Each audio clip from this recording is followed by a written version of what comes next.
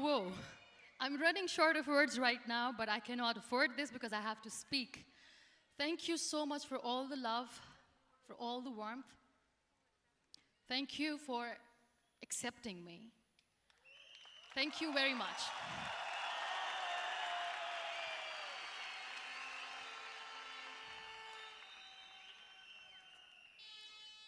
Well, I always start my talk with a disclaimer. And that disclaimer is that I've never claimed to be a motivational speaker. Yes, I do speak, but I feel more like a storyteller because wherever I go, I share a story with everyone. Well, it is a story of a woman whose perfectly imperfect life made her who and what she is today. It's the story of a woman who, in pursuit of her dreams and aspirations, made other people realize that if you think that your life is hard and you're giving up on that because you think your life is unfair, think again. Because when you think that way, you are being unfair to your own self.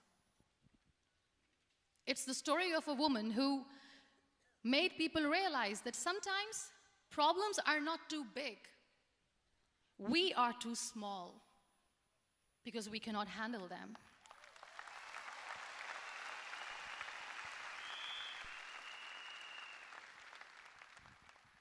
It is the story of a woman who with time realized that real happiness doesn't lie in success, money, fame. It lies within. Real happiness lies in gratitude. So I am here, and I'm going to share the story of that woman. That is my story. The story of gratitude.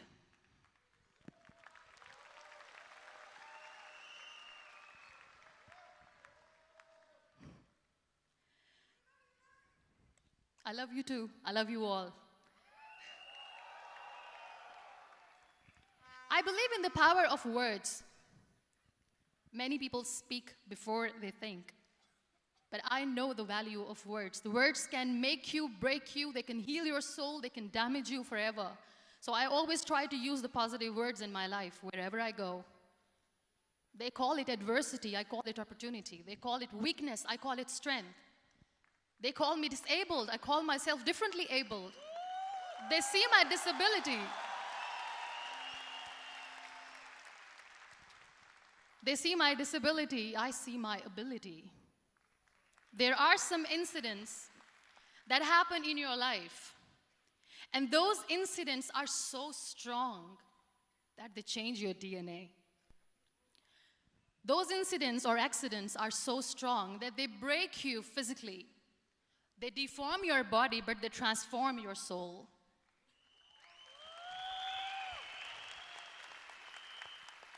Those incidents break you, deform you, but they mold you into the best version of you. And the same thing happened to me. And I'm going to share what exactly happened to me. I was 18 years old when I got married.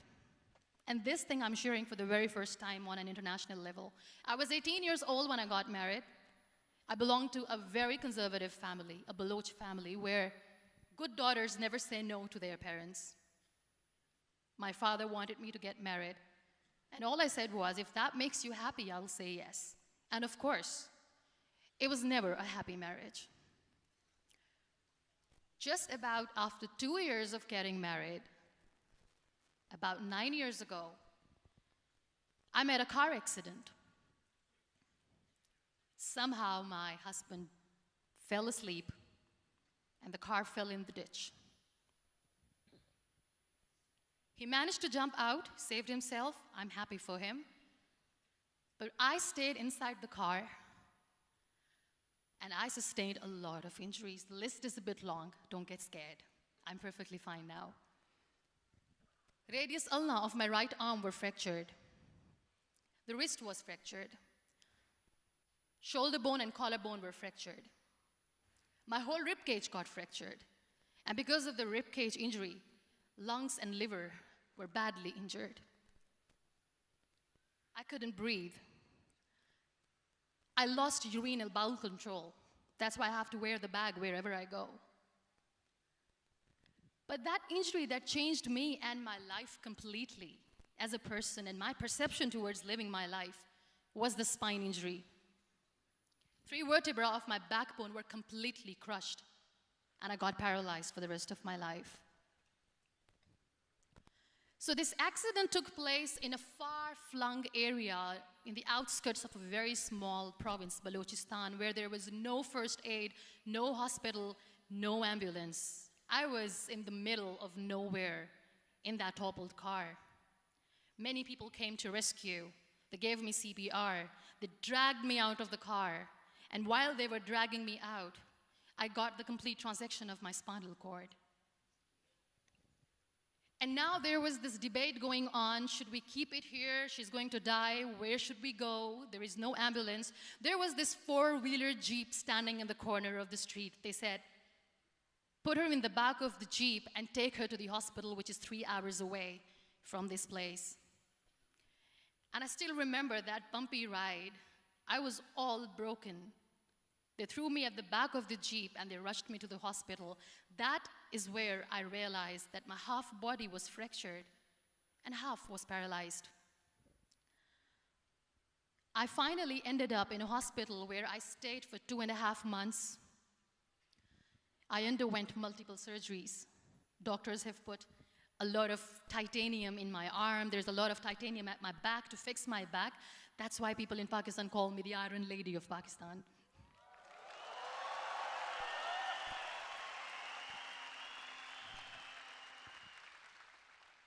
Sometimes I wonder how easy it is for me to describe all this all over again. And somebody has rightly said that when you share your story and it doesn't make you cry, that means you have healed.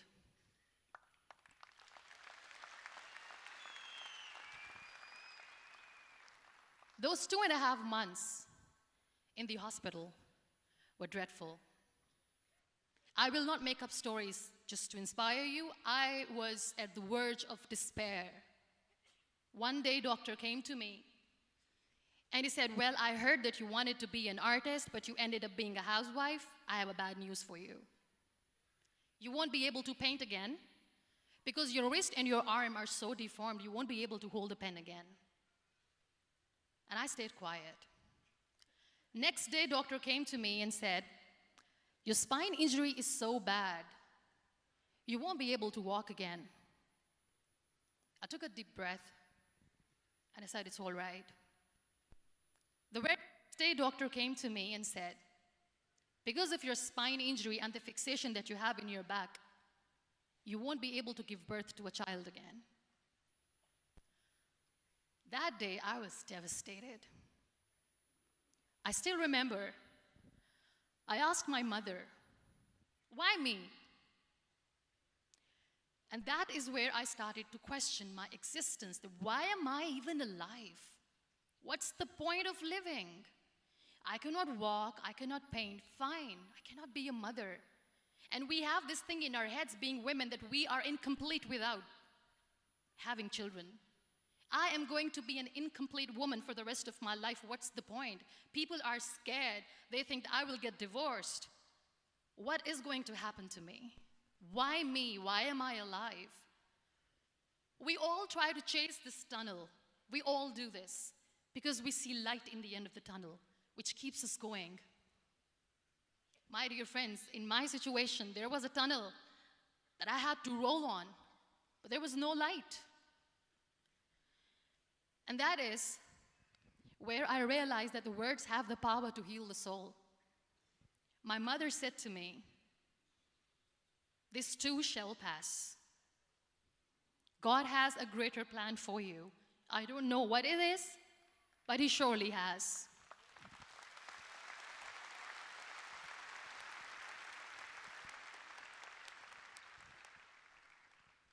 And in all that distress and grief, somehow or the other, those words were so magical that they kept me going. I was trying to put that smile on my face all the time, was hiding. It was so hard to hide the pain, which was there. But all I knew was that if I will give up, my mother and my brothers will give up too. I cannot see them crying with me. So what kept me going was, one day I asked my brothers, I know I have a deformed hand, but I'm tired of looking at these white walls in the hospital and wearing these white scrubs. I'm getting tired of this. I want to add more colors to my life. I want to do something. Bring me some colors. Bring me some small canvas. I want to paint. So the very first painting I made was on my deathbed, where I painted for the very first time. It was not just an art piece or just my passion. It was my therapy. What an amazing therapy it was. Without uttering a single word, I could paint my heart out. I could share my story. People used to come and say, what lovely painting, so much color. Nobody could see the grief in it. Only I could. So that's how I spent 2.5 months in my hospital, crying, never complaining or whining, but painting. And then I was discharged, and I went back home. And I went back home, and I realized that I have developed a lot of pressure ulcers on my back and on my hip bone. I was unable to sit. There were a lot of infections in my body, a lot of allergies. So doctors wanted me to lie down on the bed straight for not 6 months, for not 1 year, for 2 years. I was bedridden, confined in that one room, looking outside the window, listening to the birds chirping, and thinking maybe there will be a time when we'll be going out with the family and enjoying the nature. That was the time where I realized how lucky people are, but they don't realize. That is the time where I realized that the day I'm going to sit, I'm going to share this pain with everyone to make them realize how blessed they are, and they don't even consider them lucky. There are always turning points in your life. There was a rebirth day that I celebrated. After 2 years and 2.5 months, when I was able to sit on a wheelchair, that was the day when I had the rebirth. I was a completely different person. I still remember the day I sat on the wheelchair for the first time, knowing that I'm never going to leave this, knowing that I won't be able to walk for the rest of my life. I saw myself in the mirror, and I talked to myself. And I still remember what I said. I cannot wait for a miracle to come and make me walk. I cannot sit in the corner of the room crying, cribbing, and begging for mercy because nobody has time. So I have to accept myself the way I am. The sooner, the better. So I applied the lip color for the first time.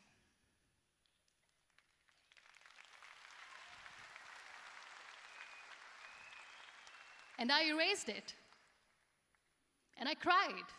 And I said, what am I doing? A person on a wheelchair should not do this. What will people say? Clean it up. I put it again. This time I put it for myself. Because I wanted to feel perfect from within.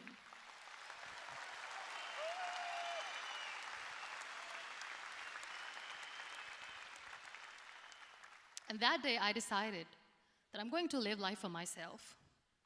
I am not going to be that perfect person for someone. I am just going to take this moment and I will make it perfect for myself. And you know how it all began? That day I decided that I'm going to fight my fears. We all have fears. Fear of unknown, fear of known, fear of losing people, fear of losing health, money. We want to excel in career, we want to become famous, we want to get money. We are scared all the time. So I wrote down one by one all those fears, and I decided that I'm going to overcome these fears one at a time. You know what was my biggest fear? Divorce. I couldn't stand this word. I was trying to cling on to this person who didn't want me anymore, but I said no. I have to make it work. But the day I decided that this is nothing but my fear, I liberated myself by setting him free. And I made myself emotionally so strong that the day I got the news that he's getting married, I sent him a text that I'm so happy for you and I wish you all the best. And he knows that I pray for him today.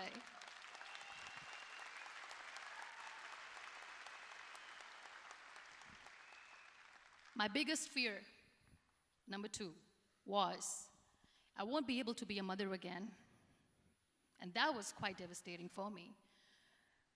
But then I realized there are so many children in the world, all they want is acceptance. So there is no point of crying, just go and adopt one. And that's what I did.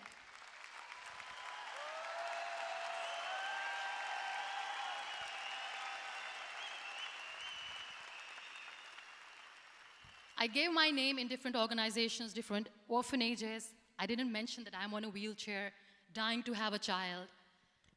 So I just told them that this is Muniba Mazari and she wants to adopt a boy or girl, whatsoever, but I want to adopt a kid. And I waited patiently. 2 years later, I got this call from a very small city in Pakistan. I got a call and they said, "Are you Muniba Mazari? There is a baby boy and would you like to adopt?"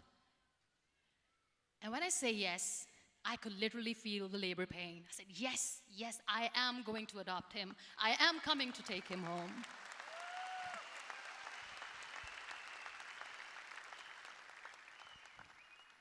And when I reached there, the man was sitting and he was looking at me from head to toe.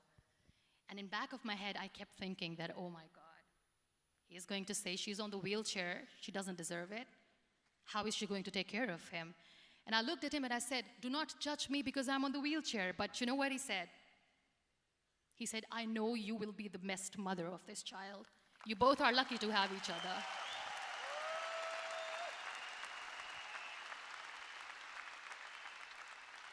And that day, Niall was 2 days old, and today he's 6.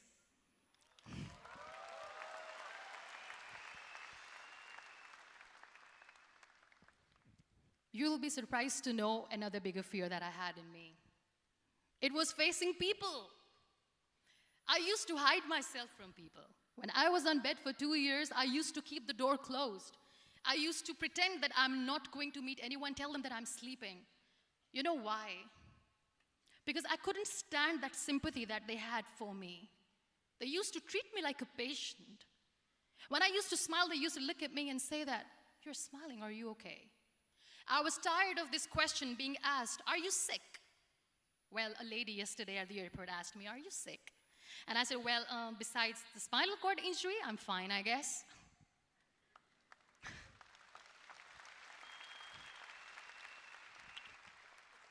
But those are really cute questions. They never used to feel cute when I was on the bed.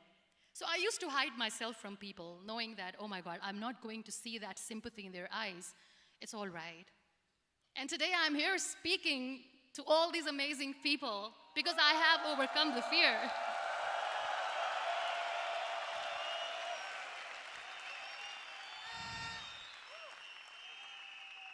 You know, when you end up being on the wheelchair, what's the most painful thing? That's another fear that people on the wheelchair or the people who are differently abled have in their hearts, but they never share. I'll share that with you. The lack of acceptance. People think that they will not be accepted by the people because we, in the world of perfect people, are imperfects. So I decided that instead of starting an NGO for disability awareness, which I know will not help anyone, I started to appear more in public. I started to paint. I always wanted to. I have done a lot of exhibitions. I'm Pakistan's first wheelchair-bound artist. I have done a lot of modeling campaigns, different campaigns for brands like Tony and Guy.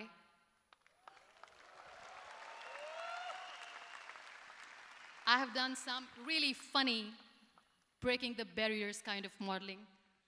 There was this one by the name Clown Town where I became a clown because I know that clowns have hearts too.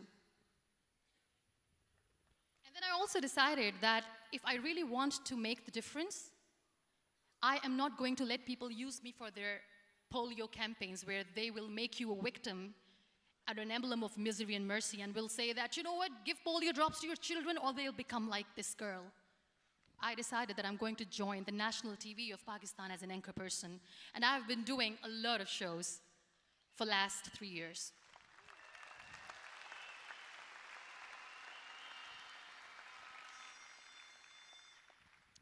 So when you accept yourself the way you are, the world recognizes you.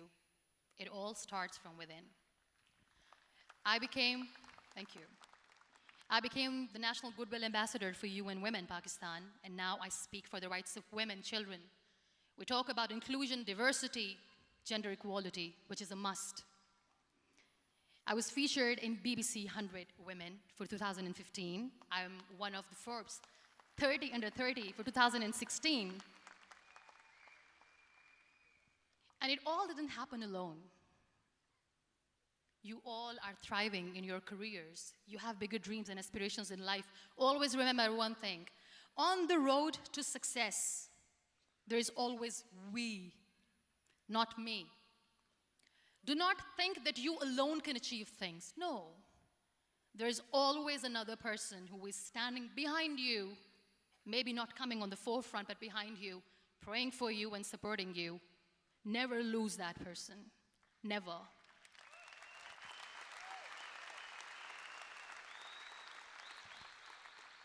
No matter how much I say that I couldn't find a hero, so I became one, I still want to recognize those 3 people in my life who literally changed my life completely, and I get inspiration from them every single day. Waleed Khan. Many people know about the terrorist attacks in Pakistan. We have lost many people. And I'm sharing this with a very heavy heart because we actually have lost a lot of people in this huge turmoil of terrorism. These people are barbarians. They do not see people. They're even worse than animals. They have killed people in mosques. They have killed people in churches, temples, even in schools. There was this terrorist attack in Army Public School, Peshawar, where these terrorists entered in an examination hall and they killed our children.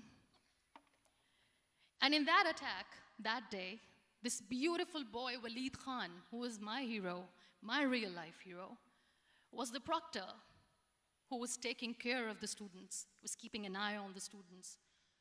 Those barbarians shot him 3 times in the face, 5 times on his body, and he fell down. I was asked to give a talk in the school after a week of that terrorist attack. With a very heavy heart, I went there and I spoke. We sang a few national songs. I thought that maybe I've done my part, but deep inside, it was killing me. I could see children injured. I could see children sitting on the wheelchairs, looking at me, wondering, what next? What was our fault? Just because we were here to give examination, we have been shot. So many people, so many children lost their friends. Their classrooms were empty. The next day they went to the classroom. So this kid, Waleed Khan, I was asked that he is in a hospital right now, and you have to go and see him and motivate him and tell him that it's going to be okay. And when I saw Waleed Khan coming on the wheelchair for the first time in front of me, face was all deformed. His leg was fractured, his arm was fractured. He couldn't talk, he lost his teeth. He cannot sneeze, he cannot smell. He cannot eat. And I kept thinking, what should I say? That everything is going to be all right? No, nothing is all right. And while I was juggling with the words, what to say, what not to say, this beautiful child, Waleed Khan, came to me and he said, "Are you Muniba Mazari?" I said, "Yes." He said, "Baji, let's take a selfie."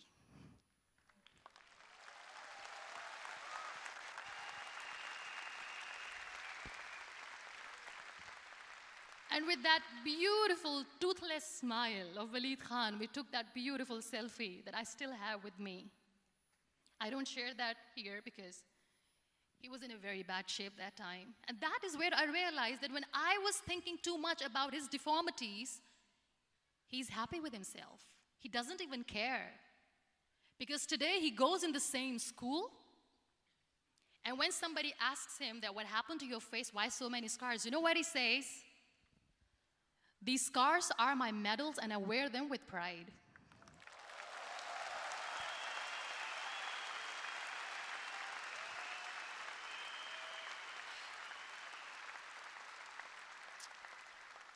And how beautifully he says the terrorists wanted me not to study. I am going to study. I will become a doctor one day.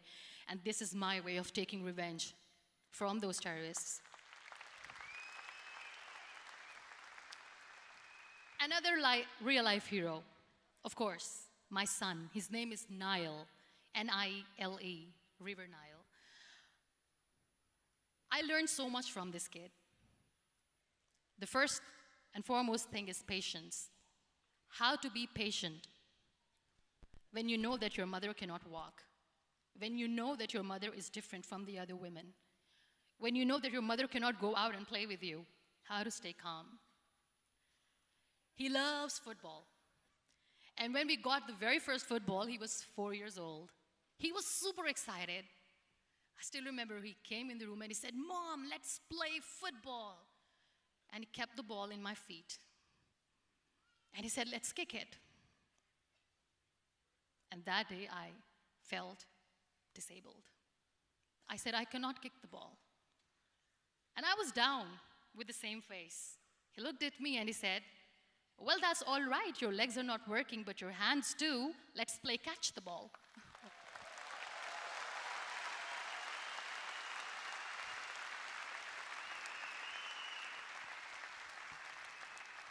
You know what? That day he made me realize that when you think your glass is half empty, come on, your glass is half full. It's all in here and here. Last but not least, the woman who made me realize that heroes have no gender. The woman who believed in me even when I was completely at the verge of despair, where everybody left, she was there. And every time I looked at her, without saying anything, she used to look at me and said, "This too shall pass. God has a bigger plan. And one day you will say that, 'Oh my God, that is why God has chosen me.'" She never cried in front of me. She has always said that there will be haters, there will be naysayers, there will be disbelievers, and then there will be you proving them wrong. My mother.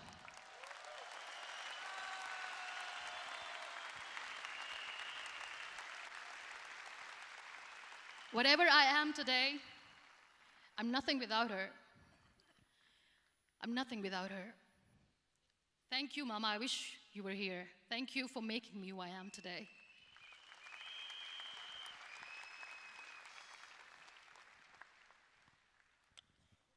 You know what? We human beings have a problem. Out of many problems, there is one more, and this is self-created one. We always expect ease from life. We have this amazing fantasy about life. This is how things should work. This is my plan. It should go as per my plan. If that doesn't happen, we give up. So my dear friends, let me tell you one thing. I never wanted to be on the wheelchair. Never thought of being on the wheelchair. I was always aspiring to do bigger things, but had no idea that for that I have to pay the price to be where I am today. It's a very heavy price. This life is a test and a trial, and tests are trials are never supposed to be easy. So when you're expecting ease from life, and life gives you lemons, then you make the lemonade, and then do not blame life for that, because you were expecting ease from a trial. Trials make you a stronger, better person. Life is a trial, and with time you realize that.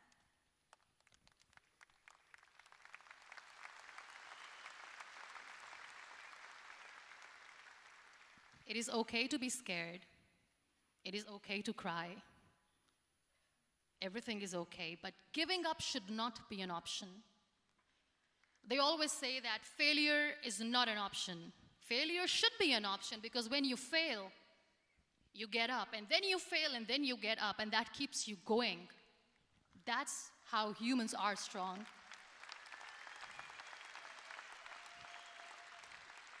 Failure is an option, should be an option, but giving up is not. Never. We have this thing in minds. We call it perfection. We want everything perfect. We want ourselves to be perfect. There is this image in our head about everything. Perfect life, perfect relationships, perfect career, perfect amount of money that we need to earn no matter what.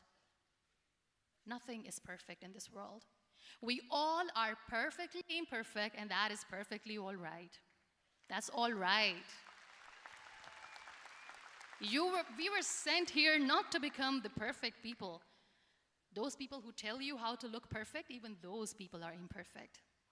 Trying to fight this fear of looking imperfect. I used to be perfect. I still remember. I got this compliment years ago when I used to walk. Oh my God, look at you. You're fair, you're tall, you're perfect. Look at me now. You're still perfect. Only the perfect eyes can see that. Only the perfect eyes will see that. Only the perfect eyes will see that. So yes, in all those imperfections, you have to listen to your heart. You don't have to look good for people. You don't have to be perfect just because other people want you to be perfect. If your soul is perfect from within, that's all right. This is all what you want. This is all what you need to be. Our society has made very weird kind of norms to look perfect and great. For men, it's different. For women, it's different. We think too much about what people say. We listen to ourselves too little. You know what makes you perfect? When you make someone smile. You know what makes you perfect? When you try to do something good for the people around you. You know what makes you perfect? When you feel someone's pain. And how beautiful pain is that it connects you with people. No other medium can connect you with others but pain. That's why I always say that I'm in pain, and that's a blessing in disguise for me. Today, just because I'm in pain and I'm on the wheelchair, I work for children. Being the head of CSR for a company, we conduct medical camps in far-flung areas of Pakistan where so many kids die because they don't have medical facilities. And I personally believe just because they cannot afford to live doesn't mean we'll let them die. So we give them money, we give them medical treatment, we try to heal their wounds, physical and emotional. And I also work for the beautiful people, we call them third gender, the transgender community of Pakistan. You know what connects me with them? All my imperfections. When I go and I hug them, they never judge me. And this very good friend of mine, her name is Bijli. Bijli means electricity. She calls herself electricity. And I said, are you electricity? She says, no, I'm lightning. I'm as strong as lightning. Because we have very bad power outage, so she doesn't want me to call her electricity. So she says, I am very strong. I'm thunder, I'm lightning. She came to me, and the first time I hugged her, she said, you are just like me. And I said, yes, I am like you. Because to people, we are so imperfect.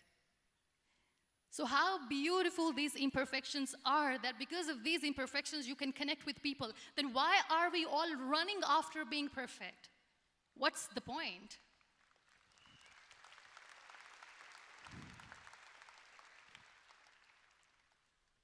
Every time I go in public, I always smile. It's always a big toothy smile on my face, and people ask me, don't you get tired of smiling all the time? What's the secret? I always say one thing, that I have stopped worrying about the things that I have lost, the people that I have lost. Things and people who were meant to be with me are with me. And sometimes, somebody's absence makes you a better person. Cherish their absence. It's always a blessing in disguise. I always say that people are so lucky they don't even realize. You must be thinking, okay, you're lucky in what sense? Well, the breath that you just took was a blessing. Embrace it.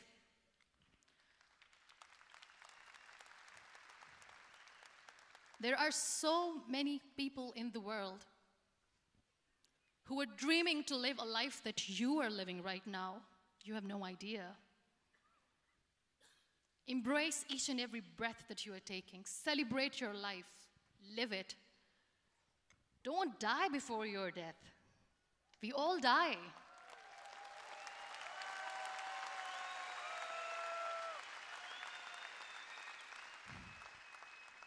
We live this one routine of a day for 75 years and we call it life. No, that's not life. If you're still thinking why you have been sent here, if you're still juggling with the concept of why you are here, you haven't lived yet. You work hard, you make money, you do it for yourself.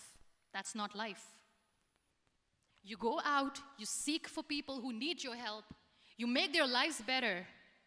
You become that sponge which can absorb all the negativity, and you become that person who can emit beautiful, positive vibes. And when you realize that you have changed someone's life, and because of you, this person didn't give up, that is the day when you live. Always.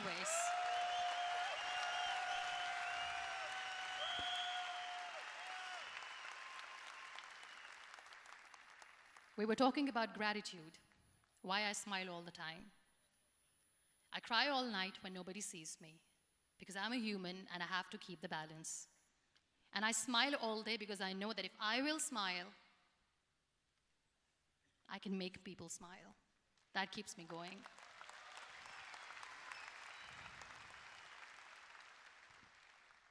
Be grateful for what you have, and you will always, always end up having more. But if you'll cry and if you'll crib for the little things that you don't have or the things that you have lost, you will never ever have enough.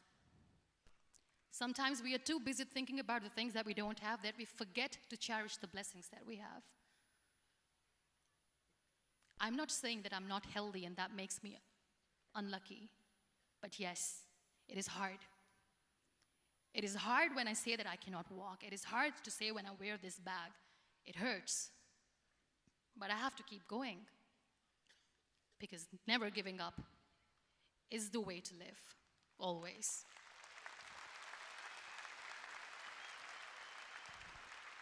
So I'll end my talk on a very short note. Live your life fully. Accept yourself the way you are. Be kind to yourself. Be kind to yourself. I'll repeat, be kind to yourself, and only then you can be kind to others. Love yourself and spread that love.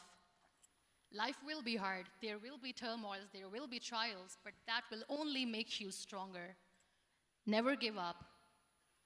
The real happiness doesn't lie in money or success or fame. I have this all. I never wanted this. Real happiness lies in gratitude. So be grateful, be alive, and live every moment. Thank you so much, everyone. Thank you. We Malaysia. Muniba Mazari.